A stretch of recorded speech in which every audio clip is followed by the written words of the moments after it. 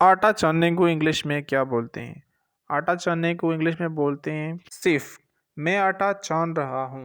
I am sifting the floor. आटा गूंदने को English में बोलते हैं नीड। मैं आटा गूंद रहा हूँ। I am kneading the dough. I am kneading the dough. आटे के पेड़े बनाने को इंग्लिश में मेक द बॉल कहते हैं। मैं आटे के पेड़े बना रहा हूँ। I am making the ball. रोटी बेलने को इंग्लिश में बोलते हैं रोल आउट। तो मैं रोटी बेल रहा हूँ। आई एम रोलिंग आउट चपाती। रोटी सेकने की इंग्लिश होती है बेक।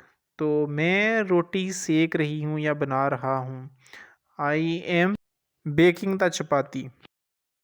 ये थी रोटी बेलने की इंग्लिश। अब रोटी को पलटने की इंग्लिश होती है फ्लिप। मैंने रोटी पलटी। I flip the this chapati. If you have learned new vocabulary from this video, please tell me in your comments. So subscribe channels and like our video. Thanks for watching.